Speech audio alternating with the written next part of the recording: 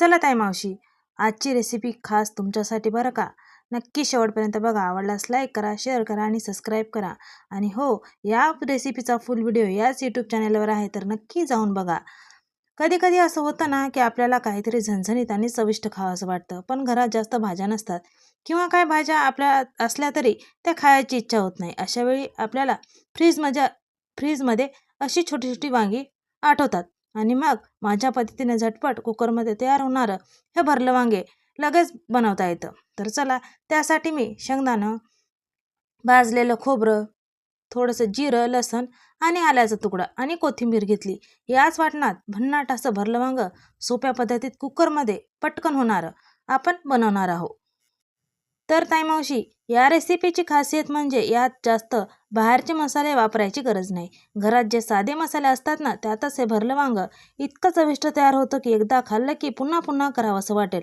झणझणीत मसाला, मस्त शिजलेली वांगी आणि घरगुती चव, अगदी लग्नात मिळणाऱ्या भरल्या वांग्याची भन्नाट चव इथे आली आहे. तर मी मसाला हा कुटलेला बारीक एका ताटात काढला. त्यामध्ये मीठ, काळा मसाला, धने पावडर, जिरे पावडर, लाल तिखट, हळद टाकलं आणि हातानं तसंच सुकं चुरून घेतलं. आणि तोच मसाला मी कट केलेल्या वांग्यामध्ये भरून घेतला. कुकर ठेवलं, तेल टाकलं, जिरे मोहरीचा तडका दिला. तुम्ही त्यात कढीपत्ताही टाकू शकता.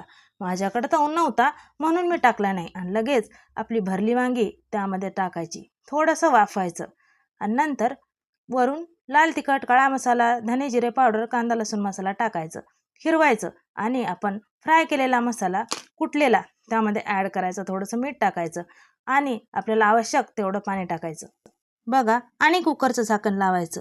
ही रेसिपी माझ्या पद्धतीने अगदी सोप्या आणि झटपट पद्धतीने कुकरमध्ये बनली आहे, त्यामुळे जास्त वेळ लागत नाही आणि चव मात्र जबरदस्त लागते. भाकरीसोबत किंवा पोळीसोबत खायला तर अगदी परफेक्ट आहे.